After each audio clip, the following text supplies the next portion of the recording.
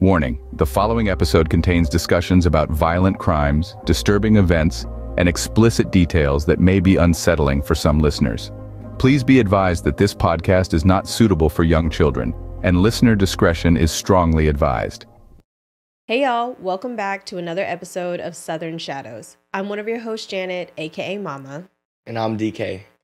And the story that I have for you today is one that continues to remain a mystery, often enraging many who learn about the details of the case, or lack thereof. The main point of contention is how? How could a three-sport athlete get stuck upside down in a rolled-up gym mat?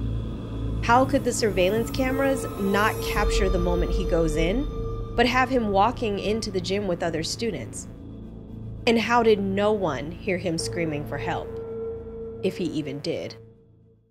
As your mom, I can honestly say that I feel like you're pretty safe on campus, considering there are, campus officers there and there's multiple cameras. Despite all of the different tragedies that happen on school campuses across the US, to a certain degree, I don't think that I actually fear for your safety, and I obviously acknowledge that that is not a privilege that every parent has. But what about you? Do you ever think about your overall safety while you're on campus? Nah, I feel like I'm pretty safe at school. At my school, everywhere you turn, there's a camera, and there is definitely always somebody watching those cameras. So I feel safe at school. That's good. And like I said, that's not a luxury that everyone has, unfortunately. But for the most part, I think parents, we have confidence in the people that are, watching our kids at school, because you guys are with them for 8 hours a day for sure. Well, today we're going to highlight the tragic story of 17-year-old Kendrick KJ Johnson and the case that sent shockwaves through the quiet town of Valdosta, Georgia, leaving a clear divide about what really happened to him among citizens.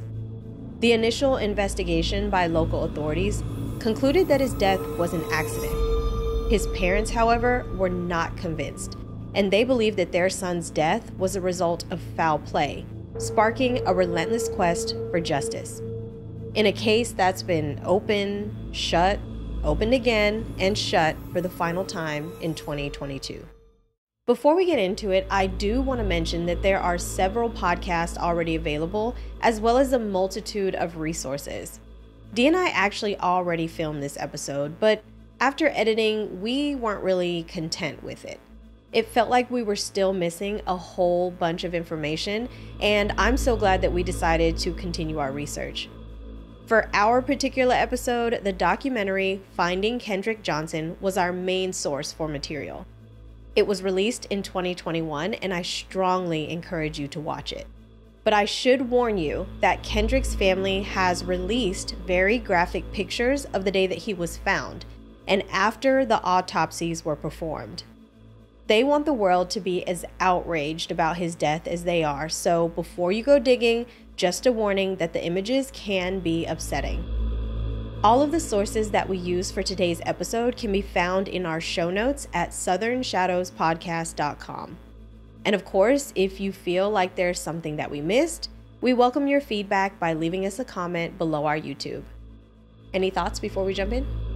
Let's get into it.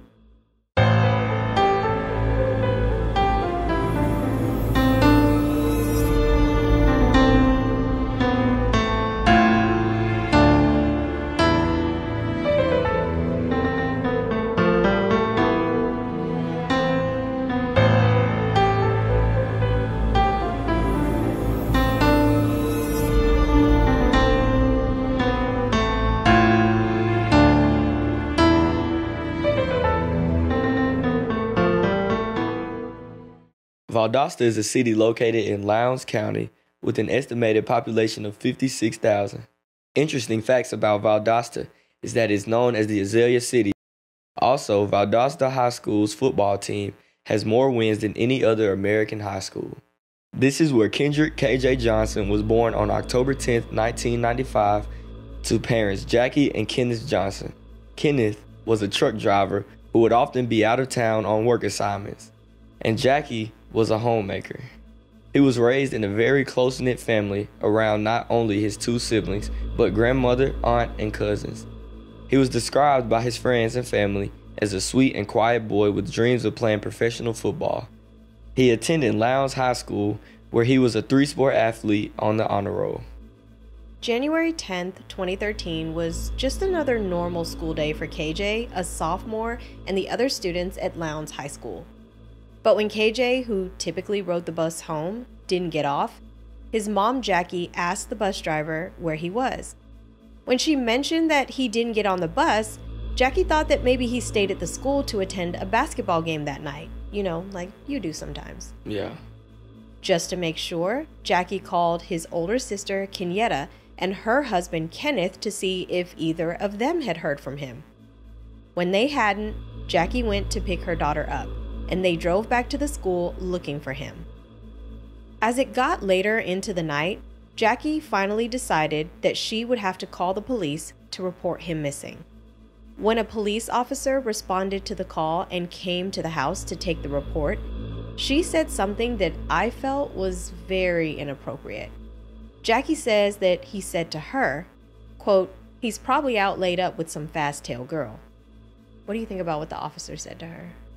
I feel like that's just not something you say to a mom that's reporting their child missing. It seems like he was trying to make a joke, but that's not the wrong time. Exactly, a time and a place. Jackie tells him that all of her children know that there is a strict curfew on school nights of 10 o'clock, and KJ knows better. The officer taking the report says that he'll drive around and look for him, and she also decides to get in her car to do the same. By this time, it's getting closer to midnight. In the documentary, Kenneth, his dad, says, quote, "By 12 o'clock, I knew he was dead," which is absolutely heartbreaking to hear.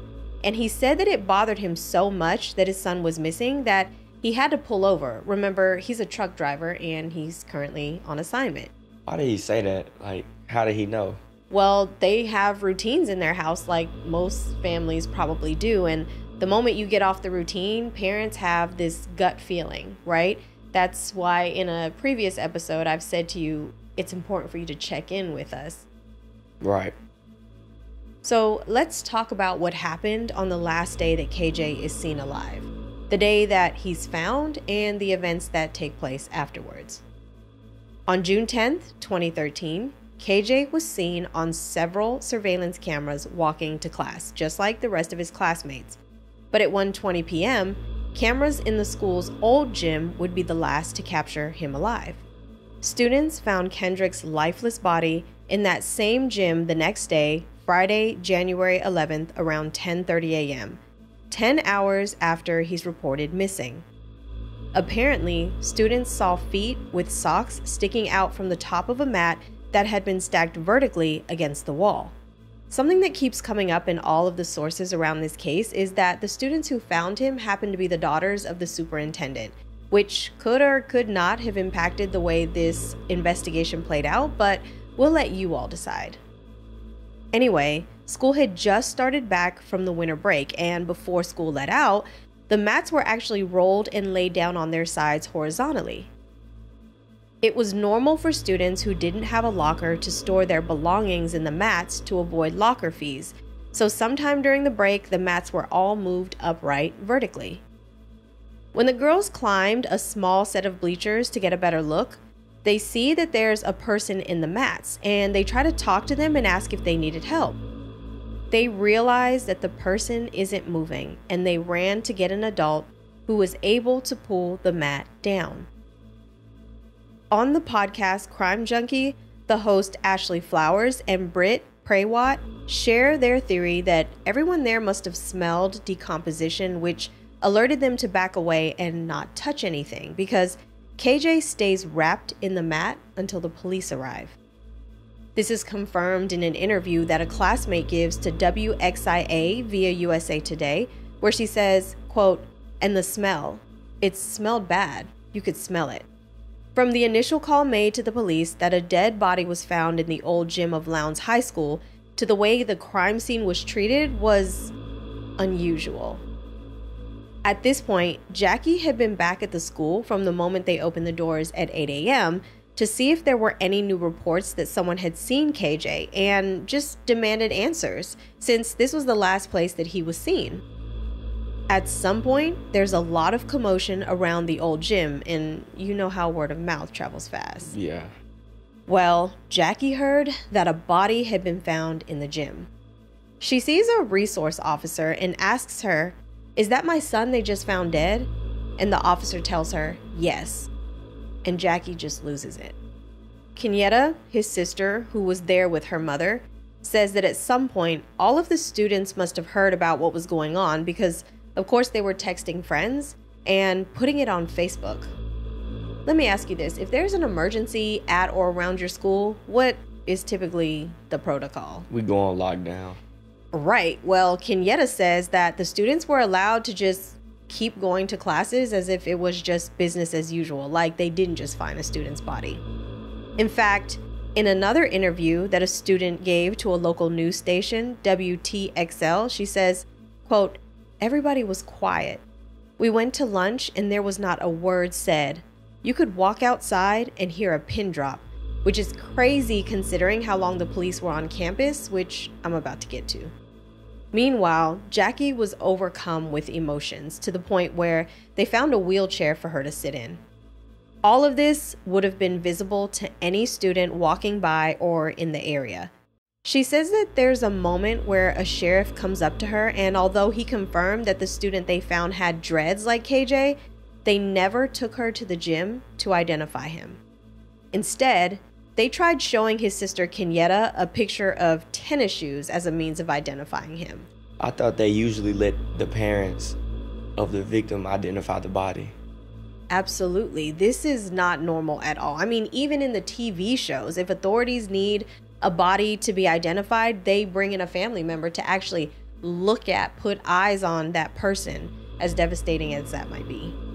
Another thing that his aunt mentioned in the documentary is that the entire time that the family is at the school, still being refused to see the body, a sheriff comes to them and immediately says something like, "Well, we don't find any evidence of foul play."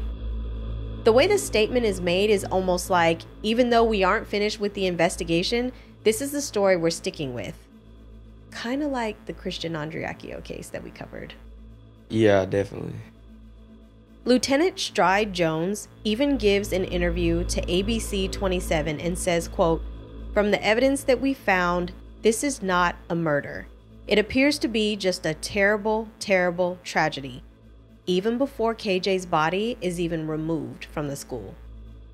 Sheriff Chris Pine gives an interview to a local TV station and says, quote, "Until an autopsy is done, we cannot determine the cause of death. It does not appear to be any trauma to the body."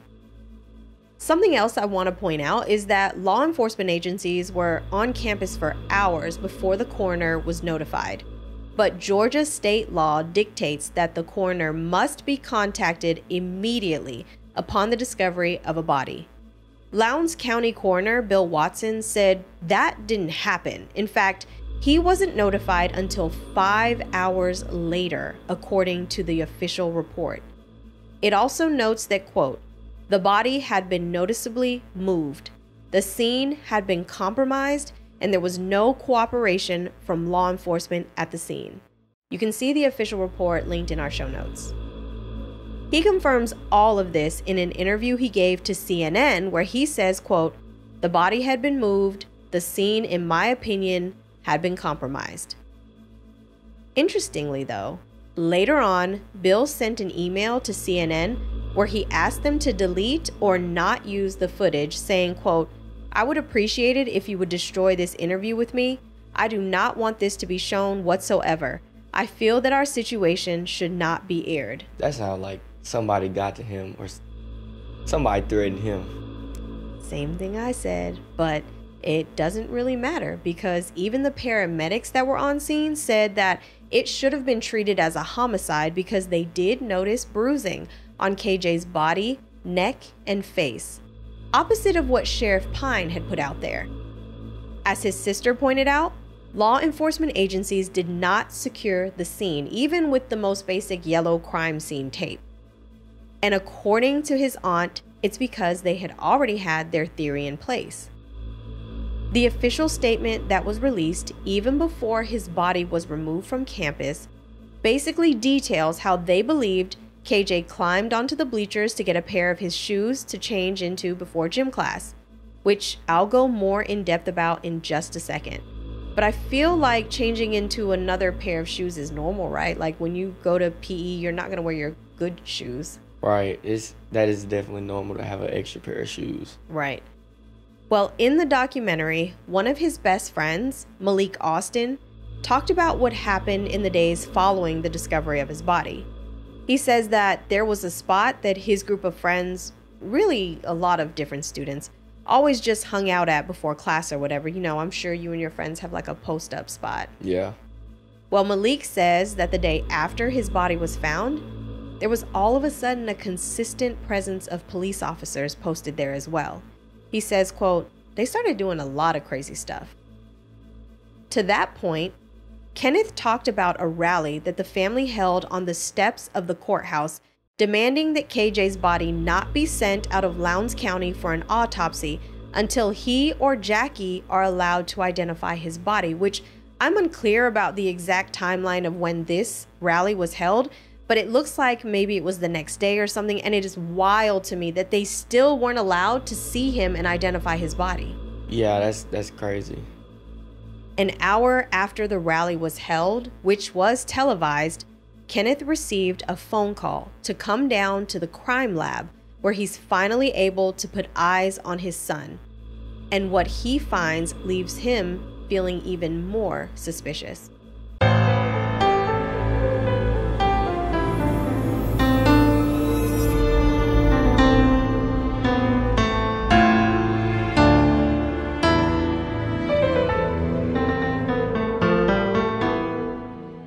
Again, a warning before you watch the documentary, but essentially, you can see bruising on his face, what Kenneth describes as clearly having been in a fight. What's even stranger is KJ's body was kept in the same position as when he was in the mat, with his right arm over his head. Like they didn't adjust him and put him in a normal position or nothing?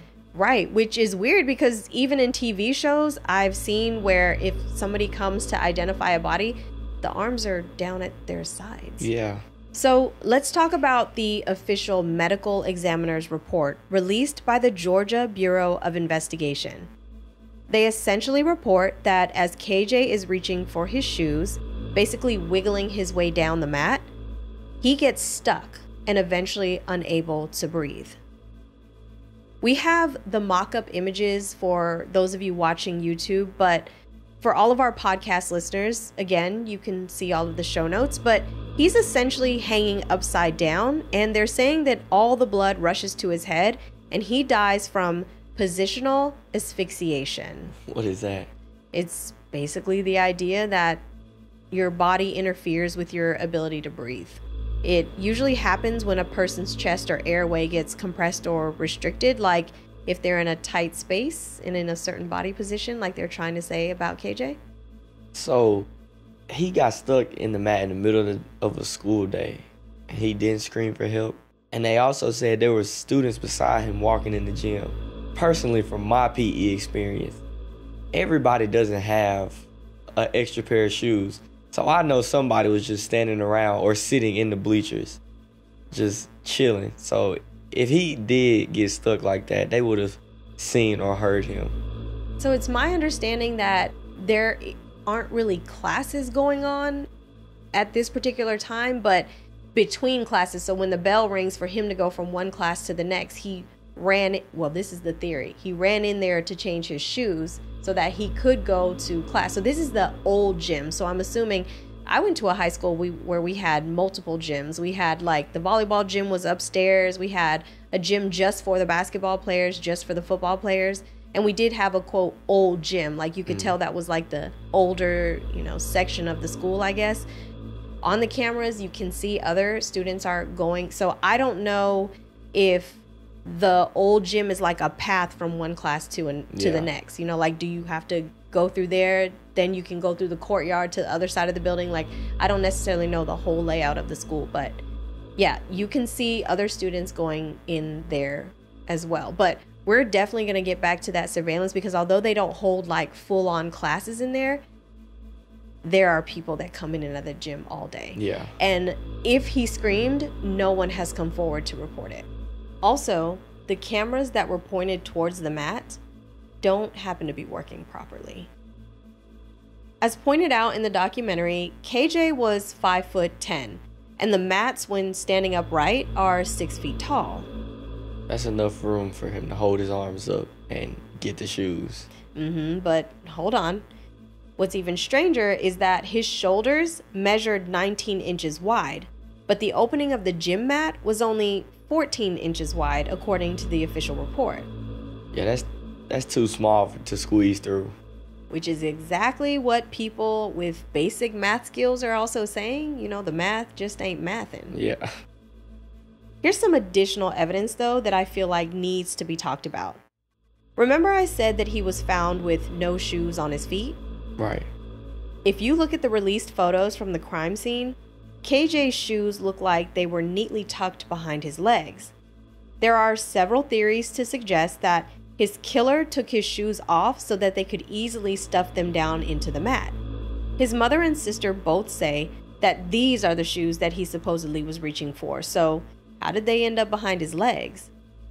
Another piece of evidence is a single black and white Adidas shoe that was located underneath where KJ's body was found, the one that officials say he was reaching for. The thing about this shoe is there was a pool of blood underneath and around KJ's body, but the shoe itself didn't have any on it. It just looks like it was neatly placed on top of the pool of blood. Even though it's black, there are some areas of white on the sneaker, but absolutely no blood where you'd expect to see it if he was essentially hanging above it and bleeding down onto it can be seen on the shoe.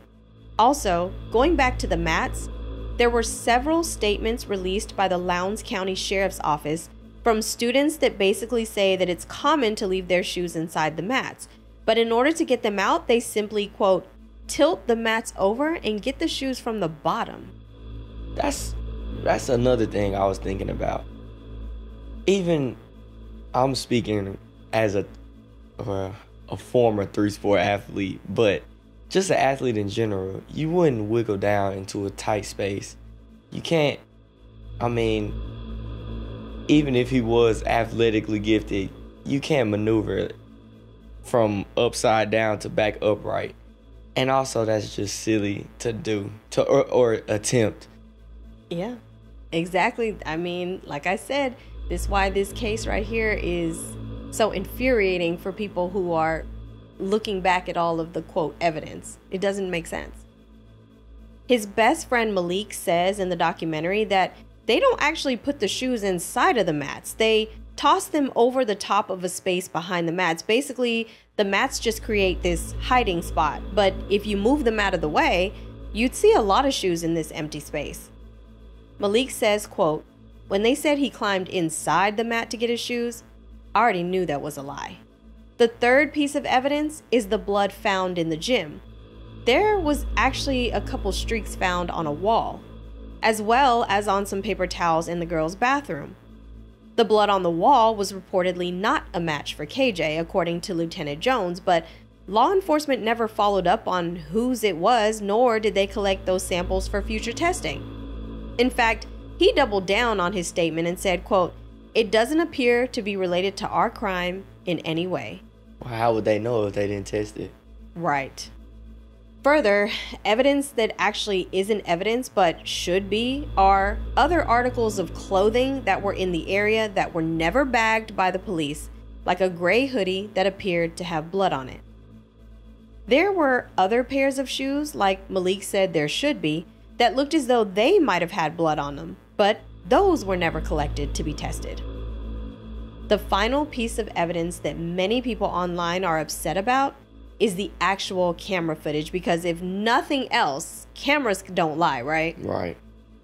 Remember, we can see KJ entering the gym, but then he's gone. There was nothing else showing that he left the gym or what he was doing when he ran out of frame, like he just disappeared. In fact, in an interview with CNN, experts revealed that there is a, quote, hole of time where none of the cameras provide any record.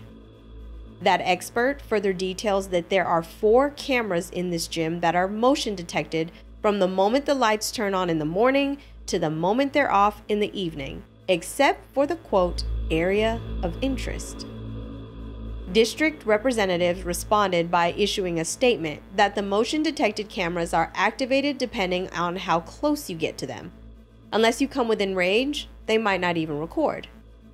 The problem with this statement, though, as shown by the CNN piece, is that you can see at least 7 students walking by those cameras. Oh, then it shouldn't have stopped recording. Yep. And I mean, I used to be a teacher, and I don't care what's going on. There is always someone in the hallway. A student going to the bathroom, the janitor coming up the hall with the broom, a parent bringing their child lunch money. I mean, other teachers, someone is always in that hallway. So unless those cameras turn off within like 2 seconds of motion not being detected, that's not a legitimate excuse in my opinion. CNN experts confirm that there's more than an hour of footage missing. They do a really in-depth timeline of the footage that they received, but essentially they reveal those exact time gaps. For example, one camera completely stops recording at 12:04 p.m. and then picks back up again at 1:09 p.m. Another camera starts recording at 11:05 a.m., but nothing else until 1:15 p.m. Like most gyms in the middle of the school day, there was plenty of activity going on. You can even see some students playing basketball in there, but no more Kendrick. Even more important missing footage, the actual discovery of KJ's body. You would think that there would be like a whole commotion when they realized that there was a body in a mat. Yeah. We don't see any of that footage. You can imagine how frustrating this would be for the family, who still doesn't believe that this was an accident. They believe that the sheriff's department was too quick to rule out foul play as a cause for his death. The images of KJ's body are eventually released to the public, whether by parent approval or what, I'm not sure, but people couldn't help but make the comparison to what happened to Emmett Till. I'm sure you know the story. Yeah. Well, one of the biggest comparisons was the fact that Emmett was a black boy visiting family in the South who had been brutally beaten and killed for allegedly whistling and making sexual comments towards a white woman named Carolyn Bryant. His killers, the husband and brother-in-law of Carolyn, were tried and found not guilty. A year later, they gave an interview to a magazine and admitted to the killing, but because of double jeopardy laws, they couldn't be retried and remained free. 60 years later, Carolyn herself admitted that she lied. The gruesome images of what they'd done to Emmett were released by his mother, Mamie Till, and although extremely tragic, they did help to push forward the civil rights movement. As it relates to KJ, there were several details that the public pointed out. 1, KJ was a black boy in a majority white Southern school. 2, KJ's released images depicted an extremely swollen and bruised face, as well as other parts of his body that appeared bruised, much like Emmett Till. And finally, 2 brothers, white, were starting to be named as possibly having something to do with it.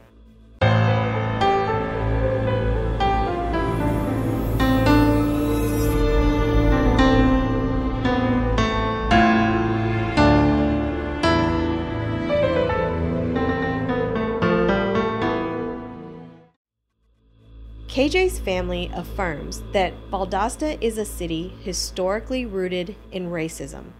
In fact, one of the most heinous lynchings in history took place right in Lowndes County. Mary Turner was just 21 years old and 8 months pregnant when she was lynched in Valdosta on May 19, 1918.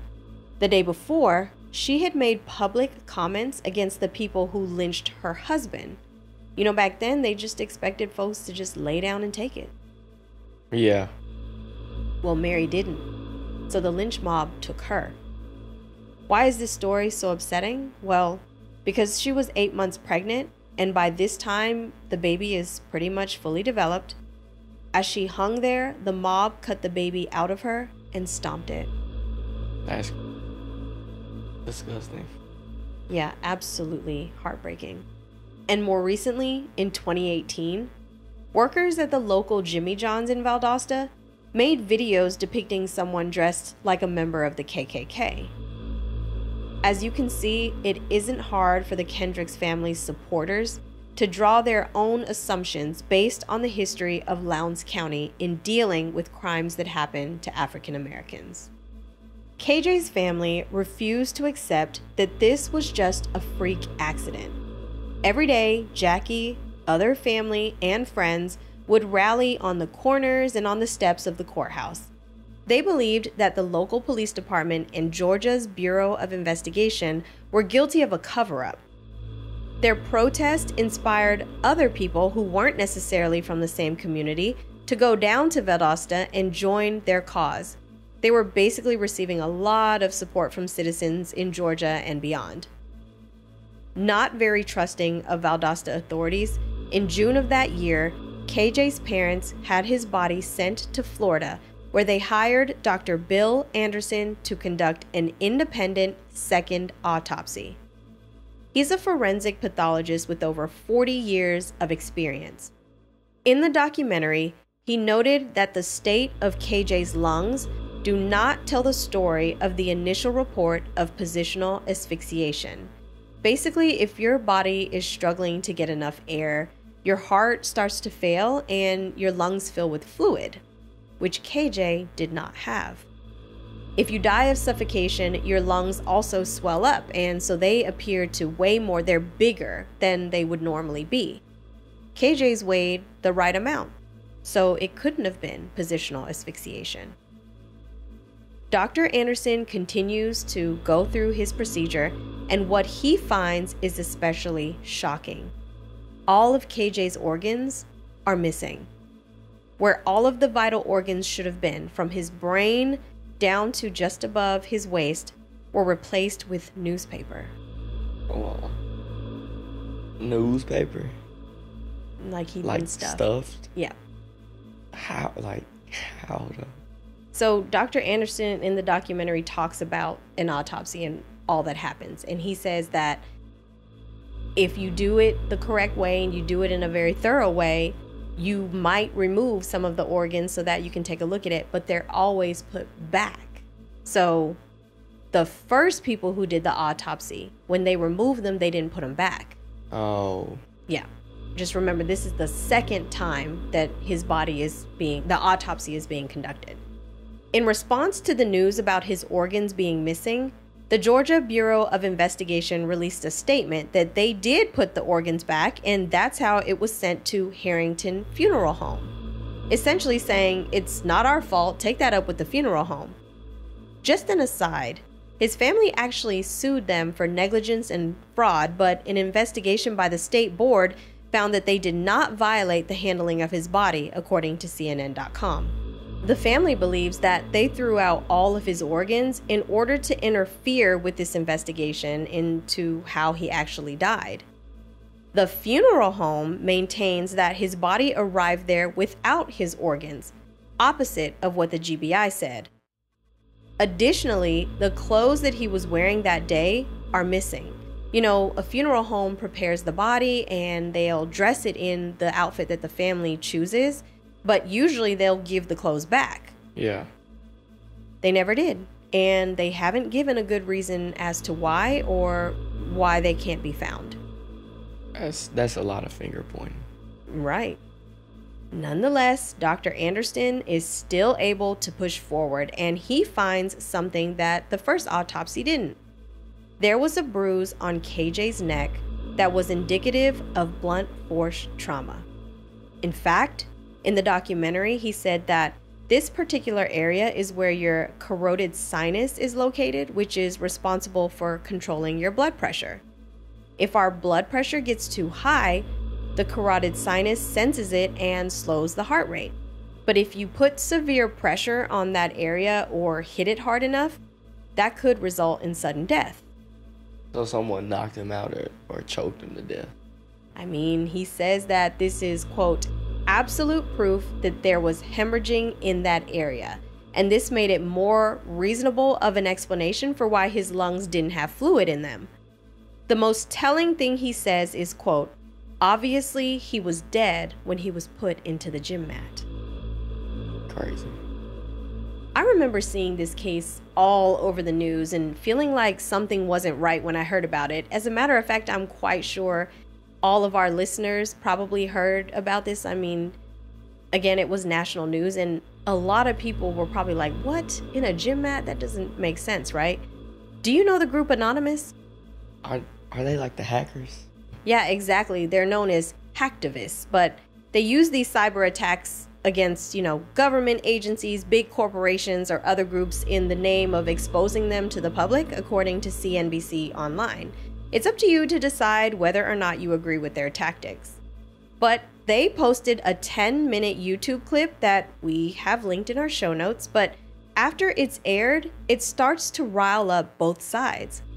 Now more light is being shed on the fact that Valdosta is still a town rooted in systemic racism, and because KJ, a young black man, is found dead in a town with the majority of white public officials, his case isn't taken as seriously as it should, or there really is a cover-up because the family that the Johnsons officially accuse are white. With the national attention and pressure, the family is finally able to get the Attorney General at the time, Michael Moore, to reopen the case and investigate. On October 31st, 2013, the FBI announced that they will be joining the investigation. KJ's parents took this as a huge win because now, more than ever, they were determined to seek justice for their son. Enter in Mitch Creedle, a 23-year veteran homicide detective from Washington, D.C. He recalls the conversation that he had with the medical examiner, and he says that she kept giving him, quote, theories about how KJ died. Nothing she said was proven or factual. He even says something that I found particularly important, where he said, once you make it a ruling of accidental, then all investigation stops, so therefore nothing else will be done. He says that in his career, he has never experienced an agency making a ruling based on theories rather than facts. When doctors aren't sure about a situation, they normally leave it undetermined in their report. When it came to the findings, or lack thereof, regarding KJ's organs, he talks about the many autopsies that he's witnessed over the years, and he found that this was shocking as well because standard procedure, like I said, is if you remove the organs, you put them back. During this new investigation, it starts to come out that KJ had been having issues with fellow football teammates Brian and Brandon Bell, two brothers, even getting into a physical fight with Brian on the bus on their way to a game. Malik, the best friend, described the altercation as Brian Bell picking on KJ and grabbing him by his dreads and holding him down, trying to be funny in front of his teammates. KJ, of course, gets up and the two start fighting, with KJ actually getting the better of Brian. Malik says that the two got kicked off the bus. KJ was forced to ride back home in the back of a police officer's car, while Brian was allowed to go sit with his parents in the stands and ride home with them. They were suspended from playing. According to the family, this fight carried on for months, with the second brother, Brandon Bell, now getting involved. Allegedly, he'd been telling people at school, it's not over. Kenneth says that another day, allegedly, KJ came home and said that their father, Rick Bell, saw him at school and approached KJ to tell him that the fight wasn't fair and told him to come to their house so that he could fight Brian again. Rick, by the way, is an FBI agent in Georgia. Wait, so his dad told KJ to come back over so he could fight his son? Brian, like, you come over to our house because it wasn't fair and you can fight him at our house. Nah. Malik points out that after KJ is found dead, Brian started to act funny, even before he and his brother's names were being circulated. He says that Brian used to take a route to class that would bring him past their post-up spot, remember? But he had stopped. He says, "It's like a no-brainer. You move indifferent. Why?" According to Kenneth, the Bell brothers were never initially interviewed when officials were taking student statements, and they were the only students who lawyered up. It became more clear that the family wanted the brothers, and possibly even their father, to be investigated. Detective Creedle said that it was starting to look like, because of the lack of evidence, missing body parts, all of the above, that they would have to shift their focus a little bit from figuring out how exactly KJ died to obstruction. What you mean? That just means that someone was intentionally tampering with evidence so that authorities couldn't figure out the truth, trying to hide stuff, which is illegal. Detective Creedle says in the documentary that there were times when he and his team would interview a witness, and that person would say that Mr. Bell had already met with them. He says that this is interfering with the investigation, but somehow Bell kept getting to the witnesses first. He even goes on to say that some of the witnesses felt threatened by Mr. Bell, one saying that he would come to her job or she would see him sitting outside of her job, making her feel unsafe. Eventually, Detective Creedle and his team felt that they had enough to raid the Bell home in July 2015, looking for any evidence to prove that they were trying to interfere with the investigation. Something that I'm glad that he explained is basically, in order for his team to get these warrants to search the home, as well as other places, they had to submit enough evidence to a judge to justify that a search is needed. Basically, that they were onto something. Detective Creedle's team seized several items, including phones and laptops. The boys are later interviewed by WSB2, and both maintained that they were innocent. When asked if they had seen KJ that day, they both adamantly state that they never saw him. Brandon even says that he's prayed for the family that they find justice. According to the first report that was put out, the thing is that one of the brothers was seen on footage in another part of the school at the time. The other brother was actually headed to a wrestling tournament that left almost an hour before KJ. I want you to remember that. As you can see, there has been years of back and forth between the two families. Actually, one of the brothers even lost a full ride scholarship because of this controversy around his alleged involvement. Meanwhile, the Attorney General, Michael Moore, was busy with more than 100 students and parents that he subpoenaed to testify in front of a grand jury regarding the case. See, the Lowndes County Sheriff's Department had received an anonymous email from someone naming several students who either knew what happened to KJ or were directly involved in his death. For those watching on YouTube, you can see the screenshot from the email that was released by WJCL, but essentially it details that KJ allegedly had a fling with a girl who happened to be dating Brian Bell. When he found out, he was upset and told KJ to meet him in the old gym after 3rd Block, and you know what happened next. The Lowndes County Sheriff's Department would later come out and say that the anonymous email was actually a fake. The family, though, believes that anyone who would come forward with information about the case was threatened or put in jail on bogus charges. For example, Valdosta Today reported in August 2017 that a witness was arrested on trespassing charges and was held in jail in order to be silenced.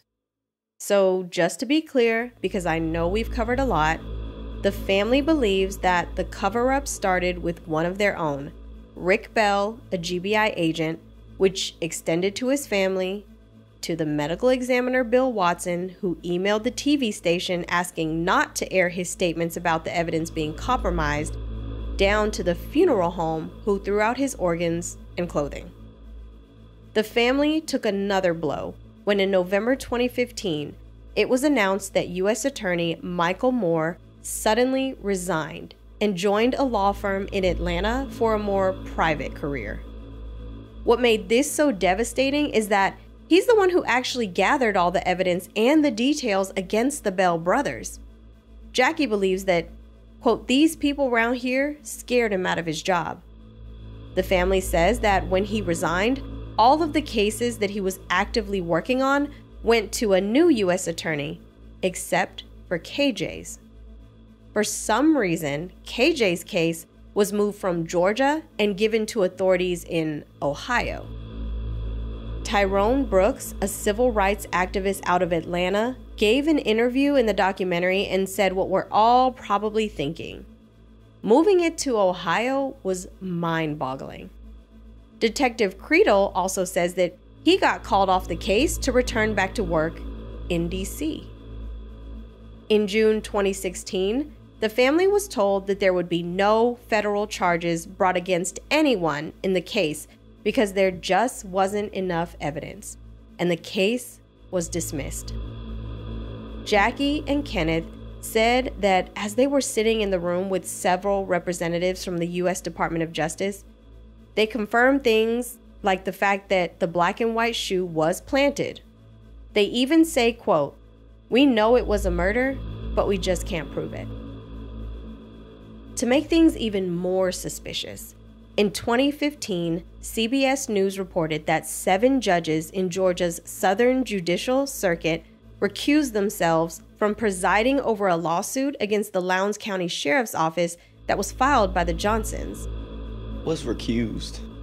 So it basically means that because it would have been a conflict of interest where they might have had any potential bias, recusing yourself is basically saying, I can't be a part of this because I am too close to the person or the organization that's being accused. Maybe they're friends or relatives, maybe they play golf together on the weekends, whatever the case. If there's a potential for your personal feelings to make a judgment, it's not fair, so you have to step away. Makes sense. Right. Well, this basically confirms to the family that the entire town is in on the cover-up. I mean, from the outside looking in, this definitely looks suspicious. Detective Creedle even says in the documentary that he believes that if they were allowed to continue investigating Rick Bell, they would have made an arrest for obstruction that would eventually lead to the truth about what happened to KJ. Listen, this family is truly so strong because after all of this, they still refuse to stop. They have KJ's body exhumed again in order for Dr. Anderson to perform a 3rd autopsy. This time, they wanted to focus on the right side of his chest that appeared to have hemorrhaging, indicating blunt force trauma. But when Dr. Anderson presented his findings to the medical examiner in Georgia and the state attorney, they essentially said they weren't interested in looking at them. Something that literally shocked me in the documentary is the fact that the film crew was able to recover a missing FBI report regarding the actual surveillance footage from that day. Unfortunately, the original report was heavily redacted, meaning that some of those things were removed from the original report. Somehow, whoever the family is working with found the original that includes all of the missing video footage in full color. It appears that the FBI pieced together KJ's movements that day as well as Brian Bell's. I wonder why him, right? Right. For our YouTube viewers, there is a particular screenshot that shows one of the Bell brothers, Brian, walking right behind KJ, but remember, they said that they never saw him that day. The film crew flew back to Valdosta to show the family, who were equally as shocked. Both of them were moved to tears, but they felt validated. When asked by the film crew what they thought would happen when they made these photos public, they both agreed that the authorities would probably accuse the film crew of photoshopping the images. However, the crew found the actual spreadsheet breakdown of everything found in each frame. Specifically, at 9:56 a.m., it says, quote, KJ observed in covered walkway moving towards camera. Bell observed in same location at this time. The crew flies to DC to show Detective Creedle what they found, and he's basically flabbergasted. He says, "If the footage was there, I don't recall ever seeing this footage, and I clearly remember going to the GBI office in Atlanta when he first got involved in the case. I've never seen this." He's basically speechless, but he does say, quote, "I recall being told that Brian Bell didn't see KJ that day." It's also uncovered in the documentary that while the Bell family was dealing with the loss of Rick's job, which, by the way, I don't think I mentioned earlier that Rick Bell was asked to resign from his job. They were being supported, though, by former U.S. Attorney General Ed Meese, who leads a group called Law Enforcement Legal Defense Fund. They basically pay for legal fees of law enforcement officials who are accused of crimes. It's discovered that after Rick resigned from his job, they were being supported through this group. Brian went on to play Division I football at Akron University, all while KJ's body is being exhumed for further investigation. Just as things start to seem like it was all for nothing, the heightened awareness of police brutality against Black individuals in this country served as a catalyst for propelling the Black Lives Matter movement. Around this time, it seemed like more and more footage was being released depicting the death of Black people at the hands of police officers, or situations where murderers walked free. Cases like George Floyd and Breonna Taylor. Do you remember all of this? Yeah. Well, it sparked several protests across the U.S. and even the world. KJ's name was once again put out into the public.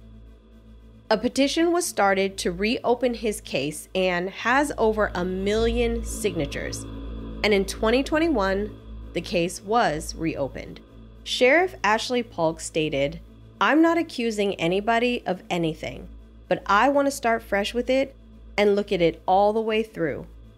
I think the community deserves it," in a statement to NBC affiliate WXIA in Atlanta. He recalled that the Johnson case was, quote, "very divisive for a long time." He was tasked now with going through 17 boxes full of evidence. The first time that all of the evidence collected was in one place at one time. He noted in his statement that they were not starting out this case as if it was a murder, but that it's an accident, which tells me all I need to know. Yeah, like he wanted to prove it was an accident from the start. Exactly. And as you might have guessed, in 2022, Sheriff Ashley Polk closed the case, ruling it an accident, and that no charges would be filed. He released a 16-page report detailing all of the reasons why it was, which we have linked in our show notes. To further prove his point, Sheriff Polk even offered up $500,000 of his own money to anyone who could prove him wrong, after Kendrick's parents called him a liar. Throughout this entire journey, several lawsuits and complaints are filed. For example, the family filed a lawsuit against the district, the sheriff's department, and the Georgia Bureau of Investigation for providing false information. In 2021, after the release of the documentary, a libel suit was filed by the Bell family because the entire documentary makes it feel like they're the ones who are responsible, even though no arrests were made. The ongoing search for justice continues to haunt the nation. Hearing that someone died because they dove headfirst into a gym mat that they physically couldn't fit through, rather than just knocking it over to grab the shoes from the bottom, is outlandish, in my opinion. But that's the case of Kendrick KJ Johnson. Do you have any final thoughts? In my opinion, I believe that there's a higher factor that plays into the death of KJ. And I think that the case should still be going on because there's just a lot that doesn't sit right and sound right. So they should still be trying to figure out what actually happened to KJ. And like I said, I don't think any athlete would try to force themselves into a mat I believe his best friend that they just throw him behind because that seems more reasonable than stuffing it all the way down into a mat.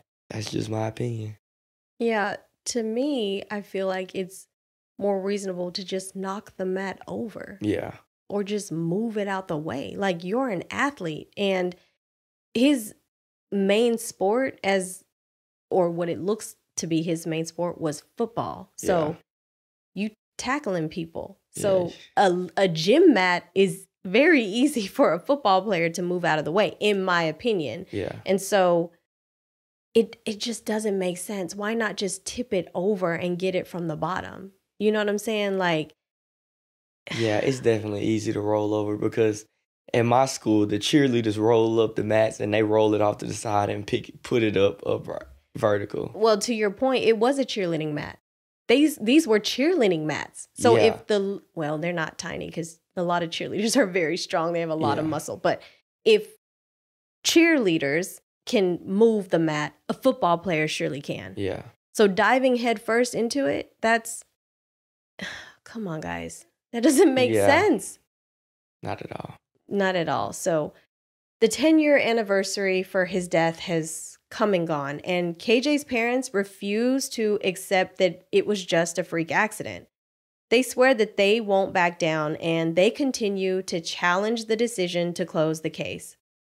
If you have any information or just simply wish to support the Johnson family, you can visit justiceforkj.org. Again, we highly encourage you to go and watch the documentary so that you can make your own conclusions about what you think happened that day. Additionally, all of the sources are available at southernshadowspodcast.com. Don't forget to check back next week for a brand new episode. See you in the shadows.